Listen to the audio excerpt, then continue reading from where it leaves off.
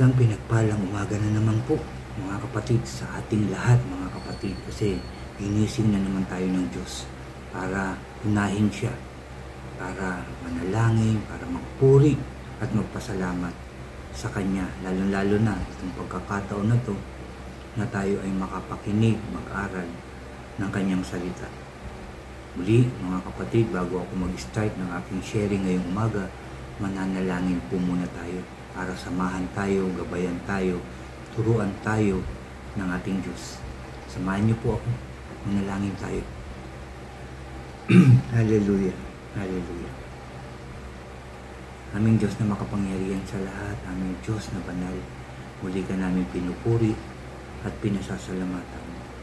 Ama, salamat sa umagang ito dahil ginising mo na naman po kami ng maayos at malakas ang katawan. Binigyan na naman ng isang pagkakataon para unahin ka, O Diyos, para makinig at mag-aral ng iyong salita at para magawa yung mga dapat namin gawin.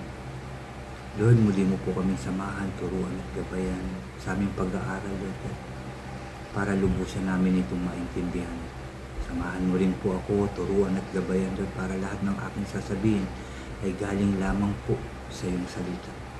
Salamat sa pagkakataon ito, Lord. I pray na lahat ng aming gagawin, lahat ng aming iisipin, mga plano sa buhay ay maging maayos, tama at kalugod-lugod sa iyo. Samahan mo po kami, turuan mo po kami, Lord, ngayong umagang ito hanggang sa buong maghapon, Lord, upang maging maayos ang aming mga gagawin. Sa pangalan ng Panginoong Hesus. Lord, salamat din dahil piniklaim namin na tagumpay ang aming gawain ito. Dahil kasama ka namin, Lord. Salamat muli sa pagtuturo mo sa amin ngayong umagang ito, Lord. Salamat po. Salamat po. Muli ka namin pinupuri at pinasasalamatan. Sa matamis at makapangyarihan pangalan na aming Panginoong Hesus, na aming tagapagligtas, lahat tayo ay magsabi ng Amen, Amen, and Amen po. Amen. At ito po ang aking channel.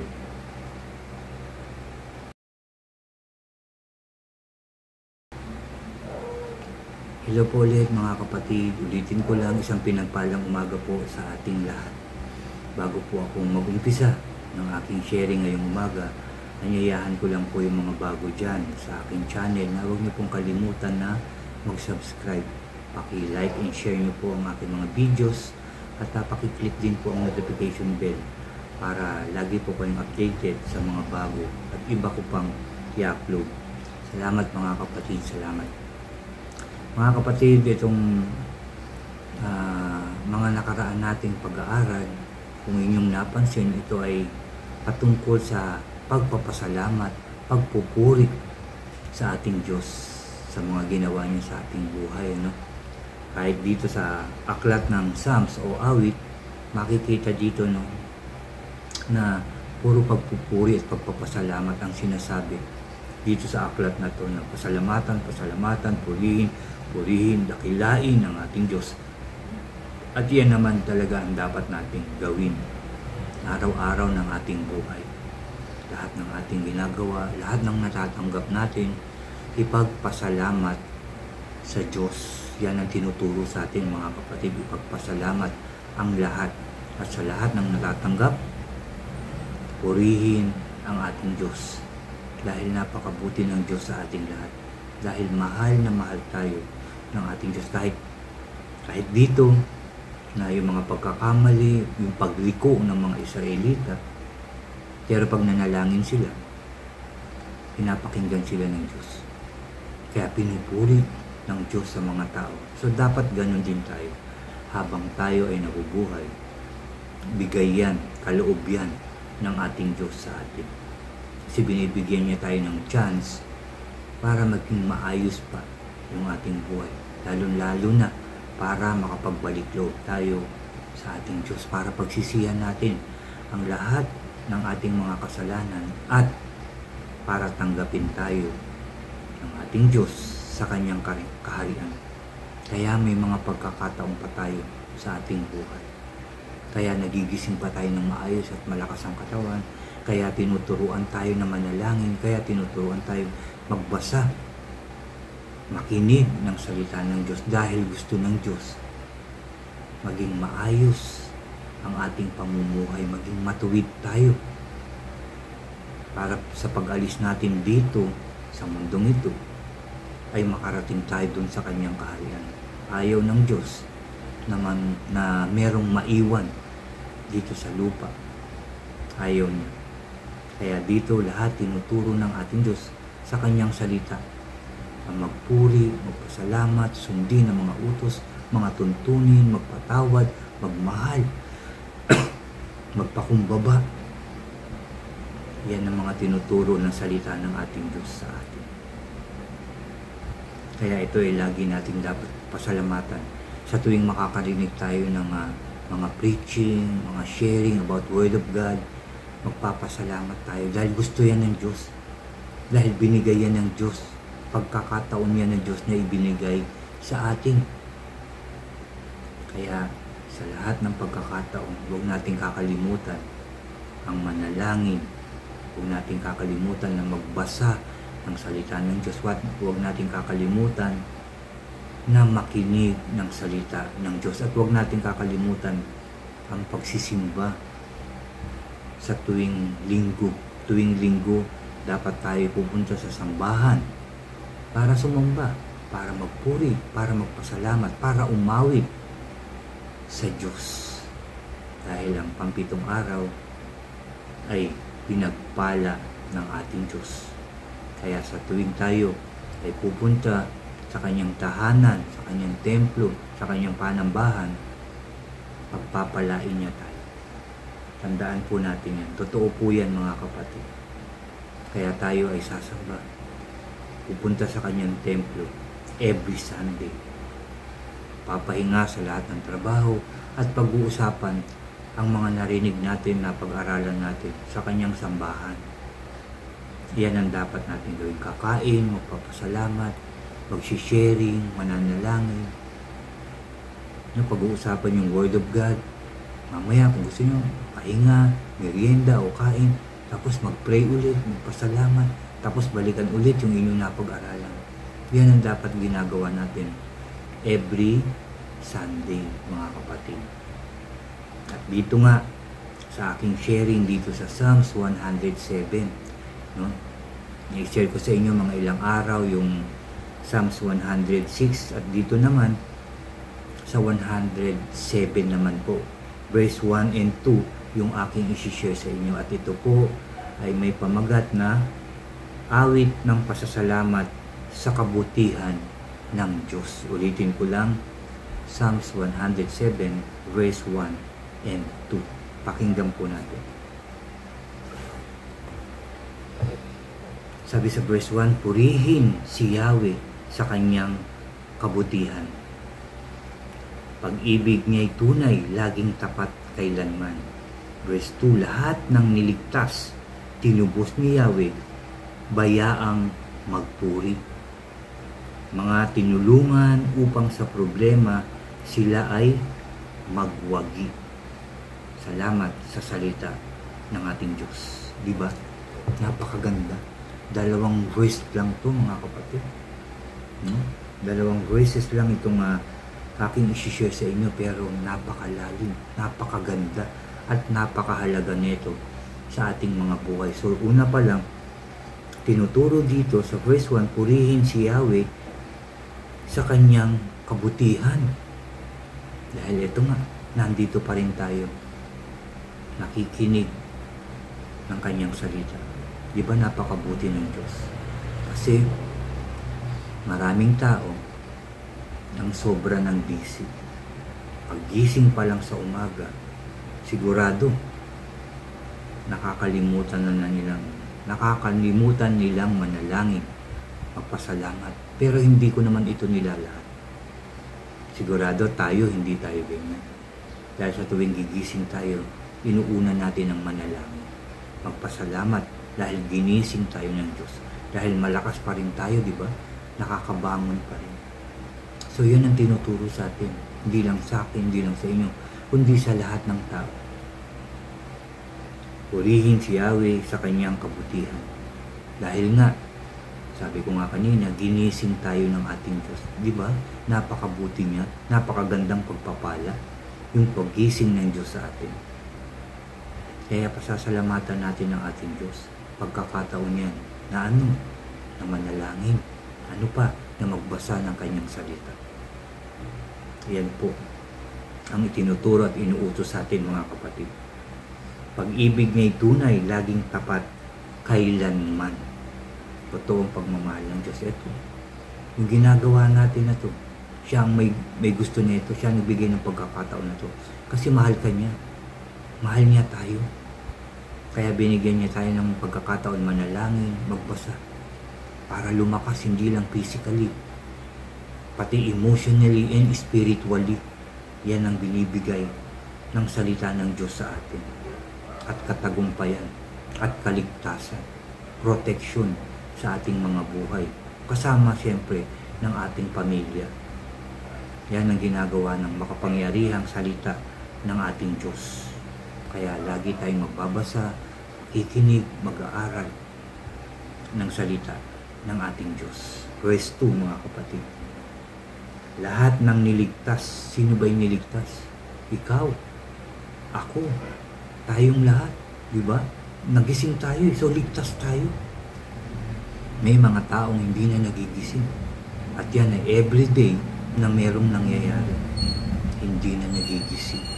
So pero tayo, naligtas pa rin tayo. Nagising pa rin tayo. Para ano?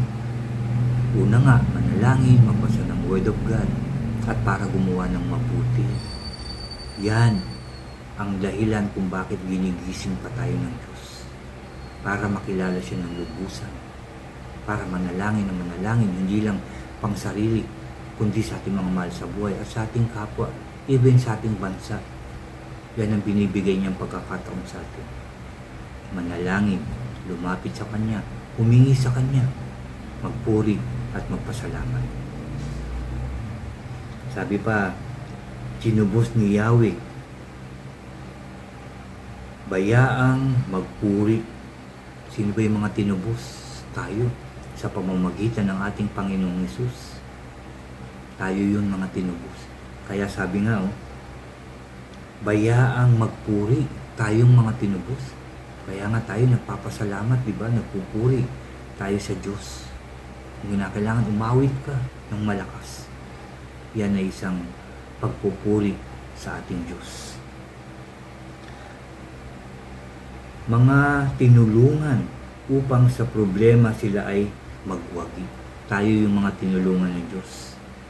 Diba? Tinulungan niya tayo magising. Tinulungan niya tayo para makapagbasa, makapag-aral, makapakinig ng Word of God. Kaya dapat magpuri ka. Dapat magpuri ako. Tayong lahat. Dahil sa ginagawang kabutihan ng Diyos sa ating mga buhay. Sa ating mga kaluluwa. Gusto niyang maligtas ang ating mga kaluluwa.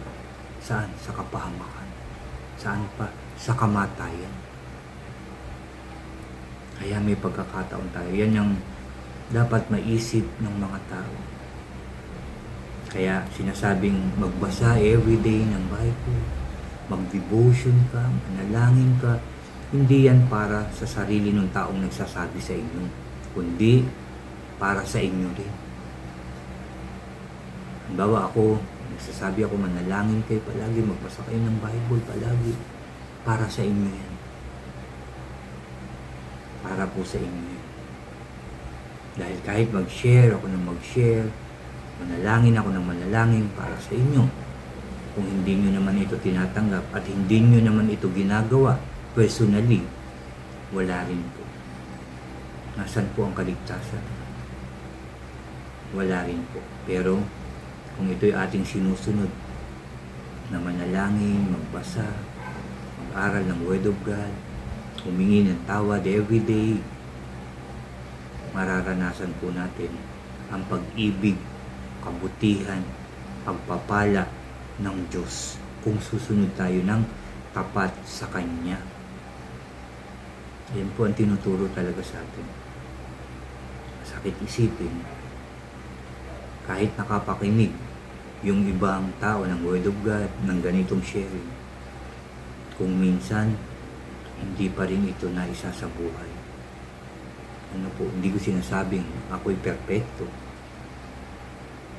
Pero para sa atin ang salita ng Diyos. Para sa akin. Para maging mabuting tao ako sa Kanya. Para sumunod ako sa Kanya. Para maligtas ako. Kaya dapat ko itong gawin. Kaya sa akin din sinasabi ko ng Diyos. Sa inyo at sa ating lahat. Sinasabi, inuutos, pinapaalala everyday ng ating Diyos. Tayo manalangin, magpuri, magpasalamat, magbasa ng Bible, makinig ng sharing, sumamba, umattend sa mga service ng mga simbahan na naghahayag ng Word of God. Yan po ang dapat natin gawin. Kasama na dyan yung pagtatrabaho. Ano po? Lahat na pwede natin gawin, pero inuutos sa atin na unahin natin ang Diyos sa lahat ng bagay, sa lahat ng oras at pagkakataon. Unahin natin siya. At sigurado, hindi tayo magkukulang, hindi tayo hihina ang katawan. Magiging maayos po ang ating buhay kung uunahin natin ang Diyos. Tandaan po natin yan, mga kapatid. Unahin natin ang Diyos. Unahin natin siya. Pagkagising, manalangin ka. Pagbasa, manalangin ulit. Tapos gawa na ulit. Kung ano yung mga gagawin nyo. And then, manalangin ulit. Kung wala nang gagawin, habang nagpapahinga, makinig ulit. Magbasa ulit ng salita ng Diyos. Manalangin ulit. Tapos gawin ulit. Sige, gawa ulit kung ano pa yung gagawin.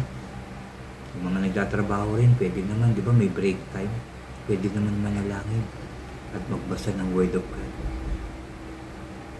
Tapos gawa na ulit. Diba, bago umuwi, pwede naman pahinga ng konti, mag-pray. Kung kaya pa, basa ng Bible. Pray. Then uwi. Pahinga ng konti, pray. Dahil ginabayan, di ba? Maraming ginagawa ang Diyos sa buhay natin. Yung kaligtasan, yung pagpapala, everyday nandyan yan eh. Kaya dapat everyday din tayo nagpapasalamat sa Diyos. Yan ang tinuturo sa atin, mga kapatid. Kaya may Word of God. Pansinin niyo. Pagbulay-bulayan niyo ang salita ng Diyos. Para sa atin yan. At napakaganda ng tinuturo sa atin. Para sa atin yan. Para sa buhay natin. Para sa pamilya natin. Para sa kaayusan ng ating pamilya, ng ating buhay, pati ng ating bansa. Kung isasabuhay lang natin ang salita ng Diyos at hindi mawawala sa ating buhay, sa ating pananalita, kahit sa pagpapayo, salita ng Diyos, nararanasan natin ang kabutihan ng Diyos. Yan po yung aking sharing ngayong umagang ito, mga kapatid. Ulitin ko lang, Psalms 107 verse 1 and 2. Purihin si Yahweh sa kanyang kabutihan. Pag-ibig niya'y tunay, laging tapat, kailanman. Lahat ng niligtas, tinubos ni Yahweh, bayaang magpuri. Mga tinulungan upang sa problema sila ay magwagi. Dahil yan sa kabutihan ng Diyos, magtatagumpay tayo, mga kapatid. Magtatagumpay tayo. Sa ulitin ko lang, makinig, mag-aral, magbasa ng Word of God at isabuhay ito at i-apply sa buhay, lalong-lalo na i-share natin ito sa ating mga mahal sa buhay, sa ating kapwa, para sila rin malaman din nila yung dapat nilang gawin. Unang-una, para maligtas at para maging maayos, masaya, masagana, payapa at tagumpay ang buhay. Yan po ang tinuturo sa atin ng Diyos. Dahil napakabuti ng Diyos sa atin. Napakabuti ng Diyos sa atin. Salamat sa ating nabasa na naman ngayong umagang ito. Salamat, kinausap na naman tayo ng Diyos. Salamat, tinuruan niya tayo, pinaalalahanan na naman. Dahil mahal ka, mahal tayo ng Diyos. Mga kapatid, muli tayong mananalangin. Ipagpapasalamat natin ang salita ng Diyos na ating narinig, nabasa at napag-aralan. magsiyuko tayo. I-focus natin ang ating puso, ang ating isipan dahil nakikinig ang Diyos. Nakikinig ang Diyos ngayong oras natin. Hallelujah. Anak, Ama namin nasa langit, muli kami nagpapasalamat, nagpupuri sa iyo, O Diyos, sa pagkakataong binigay mo sa amin para makinig, mag-aaral at magbasa ng iyong salita. Salamat, Lord God, dahil marapat lang na purihin ka, pasalamatan ka, sambahin ka ng lahat ng tao.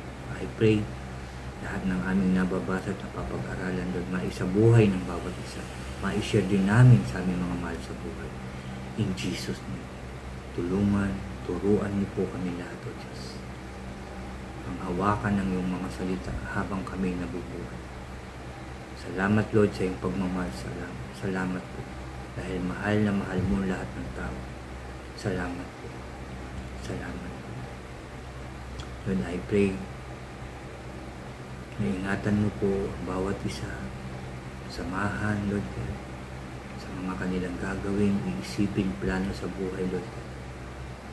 Nawa lahat ng kanilang gagawin, lahat ng aming gagawin ay maging maayos, tama, at kalugod-lugod sa iyo. Sa pangalan ng Panginoong Hesus, huwag mo po kaming kababayaan, Lord, na magkamali. Huwag mo kaming pabayaan na lumiko pa ng landas sa ugat. I pray laging matuwid ang aming mga gagawin, ang aming pamumuhay, O Diyos. Kaya turuan mo po kami, samahan mo po kami, gabayan mo po kami, proteksyonan mo po kami. Sampu ng aming mga mahal sa buhay, yung aming mga kapatid sa pananampalataya, at lahat ng tao, Lord. Sa pangalan ng Panginoong Hesus, I pray, lahat ng tao ay magbalik loob na sa iyo, Lord. Upang ang lahat ng tao ay maligtas. In Jesus' name. In Jesus' name. Nagpapasalamat din ako, Lord God, dahil patuloy ang iyong pagpapala na binibigay sa amin. Patuloy ang kalakasan ng aming katawan at patuloy na nagpapagaling ka sa mga taong may sakit at karamdaman. Patuloy ka nag-aayos ng buhay, nag-aayos ng pamilya, at patuloy ka po nag-aayos ng bawat bansa sa mundong ito. Salamat po, salamat po, salamat po. Marapat lang na purihin ka, sambahin ka ng lahat ng tao, O Diyos. Dahil napakabuti mo, Lord, at laging tama at maayos ang ginagawa mo sa aming mga buhay. Salamat po, salamat po, salamat po. Thank you again for everything, Lord God, for all the blessings, guidance, and protection na pinagkakaloob mo po sa amin. Salamat sa katagumpayan ng aming gawain ito. Salamat po, salamat po, salamat po, Lord God, salamat.